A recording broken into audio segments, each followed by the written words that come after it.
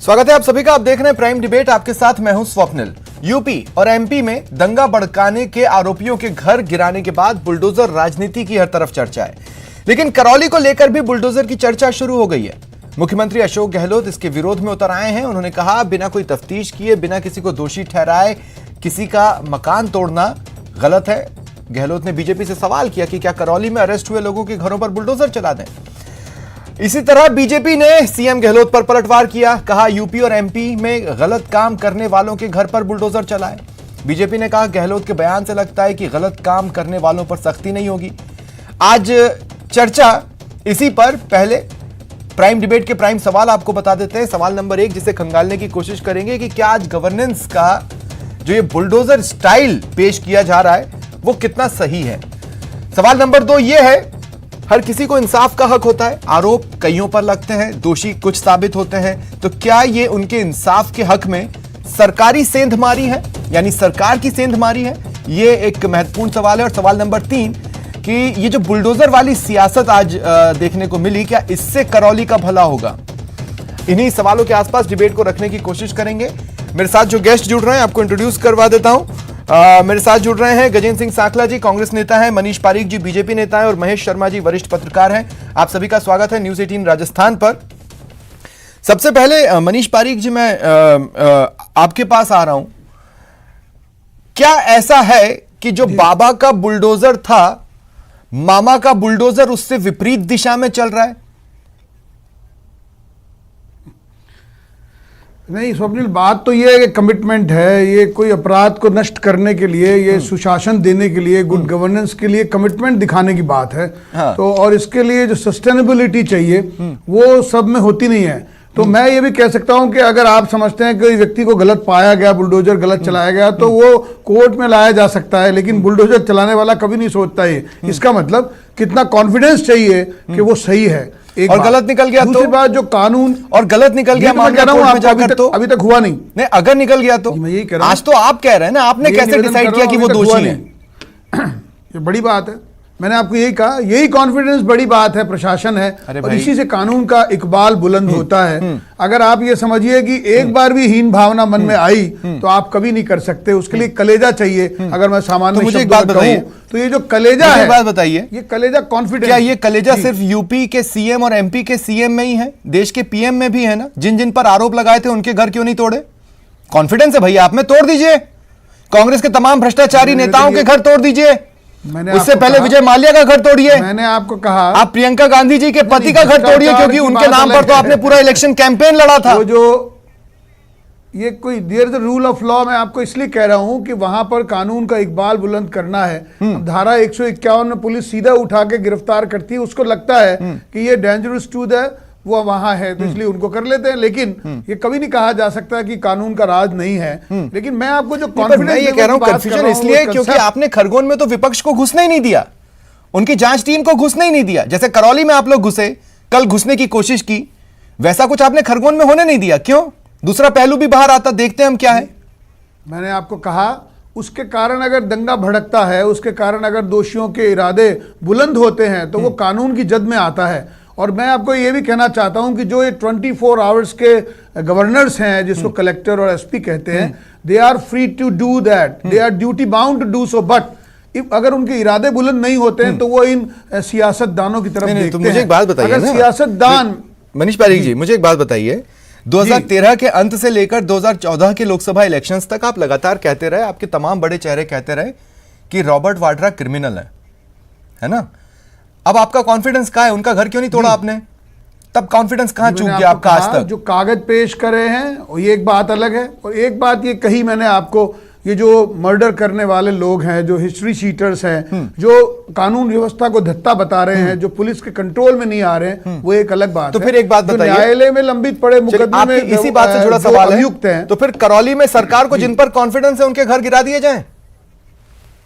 जी मैंने आपको यही कहा, ये तो उन्होंने कहा, ये तो माननीय मुख्यमंत्री ने अगर कहा यही पैमाना है कानून व्यवस्था का कि अगर सरकार कॉन्फिडेंस में है तो वो कार्रवाई कर दे, तो अगर सरकार कॉन्फिडेंस में है तो वो कार्रवाई कर दे। ये कॉन्फिडेंस तो चाहिए जी। मैंने आपको निवेदन यही कहा कि अगर मुख्यमंत्री जी ये कहना चाह रहे हैं, उसका मतलब ही ये है कि वो सेफ गार्ड कर रहे हैं उन लोगों को जो दोषी हैं, जिन लोगों ने अपनी छत पर पत्थर इकट्ठा करके रखे। मैं ये कह रहा हूँ शिवराज सिंह चौहान क्या कोर्ट से ऊपर हो गया? शिवराज सिंह चौहान का कॉन्फिडेंस क्या कोर्ट से ऊपर हो गया? खिलाफ कार्रवाई नहीं कर पा रहे।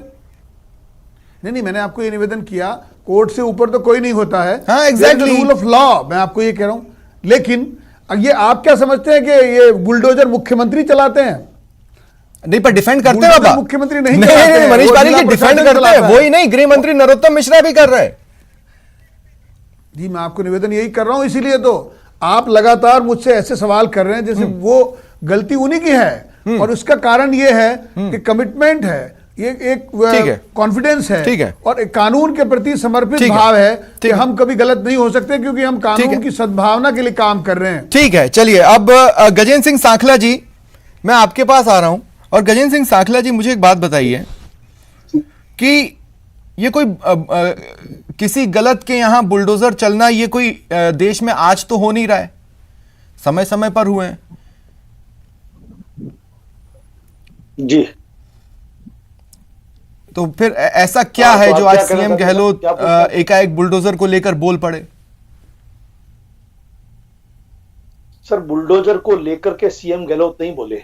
सीएम गहलोत ने इस तरीके का विरोध किया है। आप पुलिस ने इन्वेस्टिगेशन किया नहीं, जांच अभी हुई नहीं, ट्रायल अभी हुई नहीं, कोर्ट में पेश हुए नहीं, और आपने तुरंत उसके खिलाफ कार्रवाई कर दी। नहीं, लेकिन आपके लोग इलाके में तो गए नहीं, बाबा साहब जा नहीं पाए, आपको क्या पता वहां क्या हुआ क्या नहीं हुआ? नहीं, उनको क्या पता लगा क्या हुआ क्या नहीं हुआ? बिना जांच किए हुए कोई भी व्यक्ति कैसे पता कर सकता है? चाहे आप हो, चाहे मैं हो, चाहे शिवराज सिंह चौहान हो, चाहे अशोक गहलोत हो, कोई भी हो, बिना जांच के कैसे आप किसी को दोषी ठहरा सकते हो? संविधान की पहली लाइन है, वो गुनहगार चाहे कोई बात नहीं। तो गजेंद्र सिंह जी, मुझे फिर बताइए, फिर इस तरह के सवाल उछालने का क्या मतलब है कि क्या हम करौली में भी यही कर दें? इससे क्या मैसेज गया? इसका कारण ये है, इसका मैसेज ये है कि राजस्थान के मुख्यमंत्री ने उन नेताओं को आगाह किया है जो फासिज्म की लाइन पर चल करके बाबा साहब भीमराव अंबेडकर के। नहीं, पर इससे ये भी तो पता चल रहा है ना कि आपको पता ही नहीं करौली के कसूरवार कौन है। इसीलिए कांग्रेस बार बार कहती है। तो गजेंद्र सिंह जी, इससे ये भी तो पता चल रहा है ना कि कांग्रेस जानती नहीं कि करौली के कसूरवार कौन है। क्या करौली के कसूरवार कौन है, कांग्रेस ये जानती नहीं। कसूरवार के लिए जांच चल रही सर, 34-35 आदमी अंदर है और पूरी एसओजी लगी हुई है, जांच कर रही है। तब आने दीजिए, थोड़ा इंतजार कीजिए।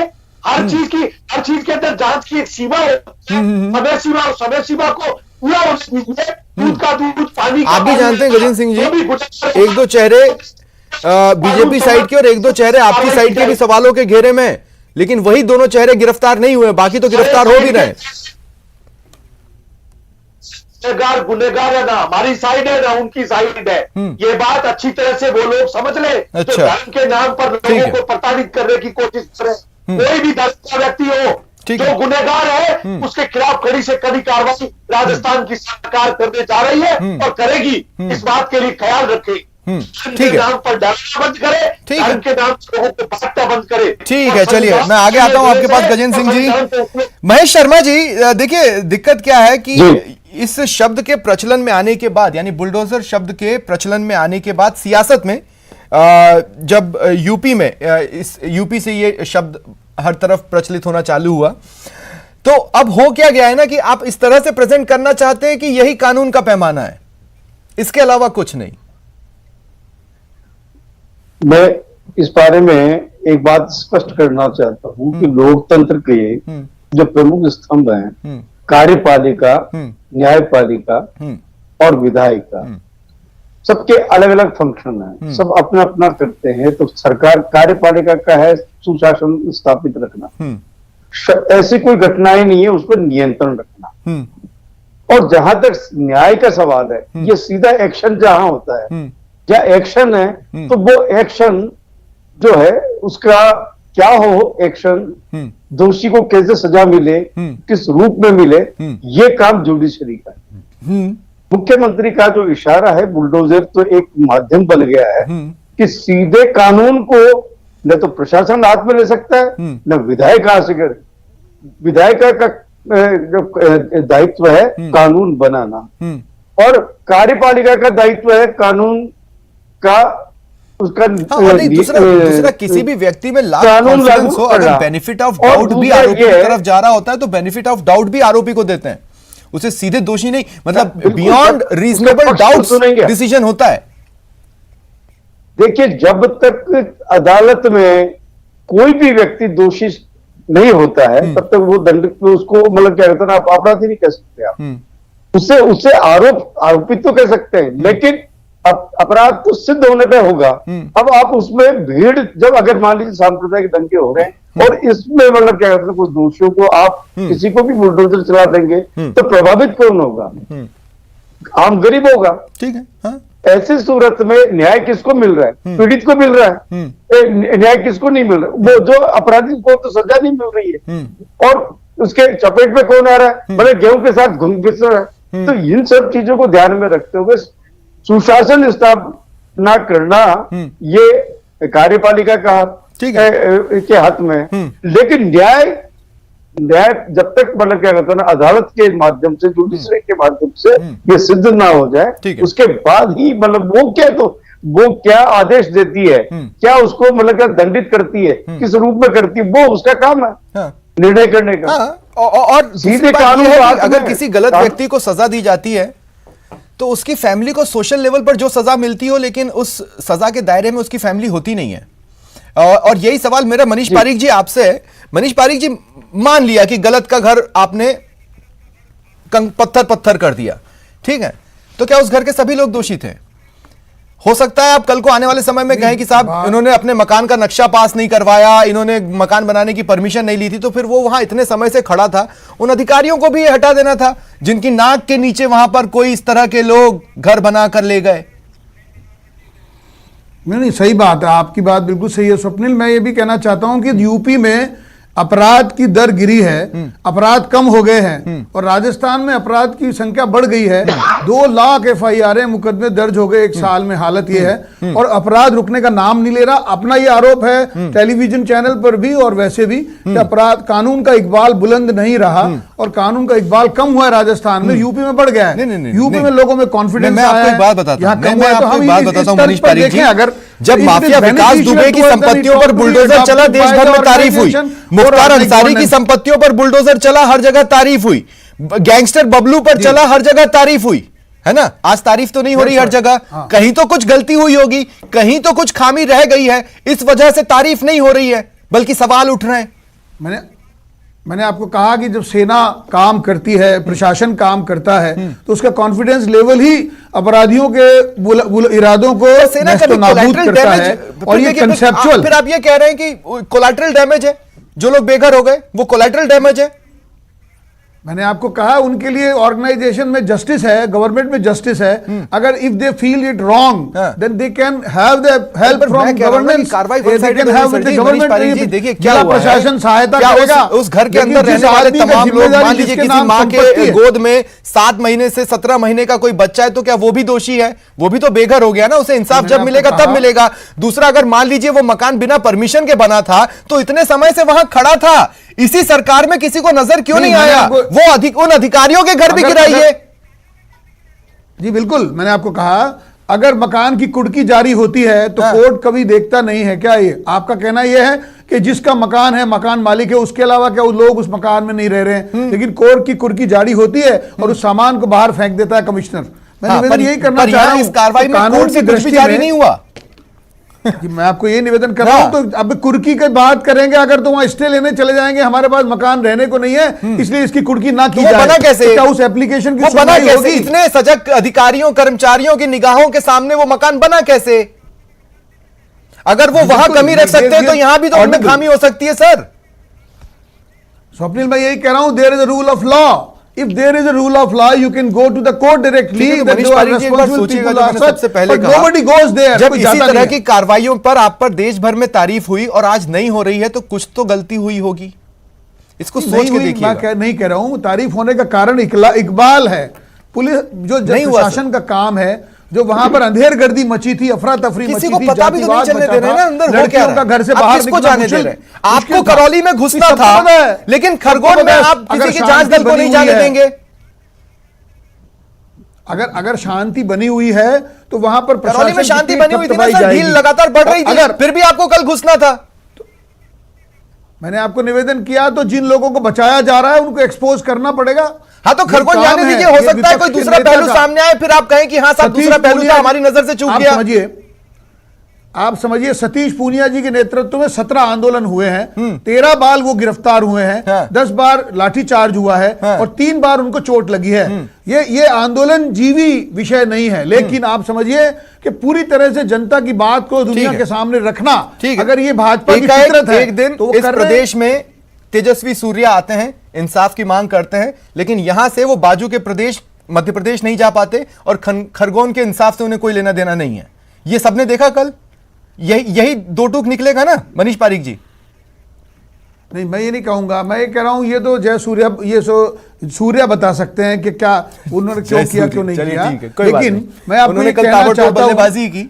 चलिए हाँ मैंने आपको ये कहा जो जिसके लिए वो आए हैं उन्होंने वो काम किया। ठीक है, और बड़ी बात ये है कि जो ठीक है, मैं एक बार फिर गजेंद्र सिंह साखला जी आपके पास आ रहा हूं। गजेंद्र सिंह साखला जी, मैं आपसे ये कह रहा हूं कि ठीक है आप मध्य प्रदेश में विपक्ष में हैं, आप देश में विपक्ष में हैं, ठीक है, बिना कहीं पर पहुंचे, कहीं ऐसा तो नहीं आप एजम्पशंस कर करके गलती कर रहे हैं? क्या आप ये कहना चाहते हैं कि जो यूपी में योगी आदित्यनाथ ने बुलडोजर चलवाया विकास दुबे की संपत्तियों पर, जो कि माफिया था, मुख्तार अंसारी, अतीक अहमद, खान मुबारक, ओम प्रकाश और बबलू, इनके ऊपर चलवाया, वो गलत था? क्या गलत लोगों पर कार्रवाई नहीं होनी चाहिए? आप कहना क्या चाहते हैं? हम कहना ये चाहते हैं सर, देश के अंदर कानून का राज स्थापित होना चाहिए। कानून अगर तय करता है कि गुनहगार है उसको सजा दी जाए, तो मजबूत से मजबूत सजा उसको दी जानी चाहिए। लेकिन अगर कानून तय करता है कि हमें सख्ती करनी है तो करनी चाहिए सर, हर हालत में करनी चाहिए। कहां कमी है इसमें? हाँ। कानून अगर इस बात की इजाजत देता है, कानून परमिशन देता है। मैं कहता हूं योगी आदित्यनाथ के खिलाफ कितने मुकदमे हैं? हिस्ट्री शीट की लिस्ट कभी खुल जानी चाहिए। आज आम आदमी के खिलाफ अगर 4 मुकदमे, 5वां मुकदमा दर्ज होता है, हिस्ट्री खुल जाती है। कम से कम योगी आदित्यनाथ के खिलाफ 30 से 40 मुकदमे, उनका घर तो नहीं टूटा आज तक। कहेंगे तो कहेंगे आदित्य के मुकदमे। ठीक है, ये बुलडोजर दरअसल एक ऐसा शब्द हो गया है जिस पर मैं एक बार फिर महेश शर्मा जी आपके पास आ रहा हूं। देखिए ये बुलडोजर अब एक ऐसा शब्द हो गया है कि सियासत में भी और जमीन पर भी जोश में होश खो रहा है। आपका क्लोजिंग कमेंट महेश शर्मा जी। जी, मैं ये कह रहा हूं कि ये एक जीत को बुलडोजर के रूप में प्रेजेंट करने का एक तरीका है, और ये चाह रहे हैं कि बुलडोजर के माध्यम से कानून स्थापित हो जाएगा। ये अतिशयोक्ति है, लेकिन शासन कानून से चलेगा, उसकी पालना जो है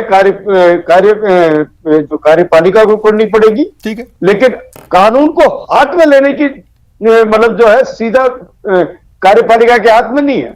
कानून को सीधे एक्शन लेने का, एक्शन ले, वो शांति व्यवस्था कायम रखने तक उसमें दोषी जो लोग हैं उन्हें पकड़े। इंसाफ की एक हायरार्की है और उस हायरार्की को कोई जंप नहीं कर सकता। ये लोकतंत्र एक एक व्यक्ति को अधिकार देता है। बहुत बहुत शुक्रिया आप सभी का मेरे साथ जुड़ने के लिए और इस चर्चा में शामिल होने के लिए। यह था आज का प्राइम डिबेट। नमस्कार।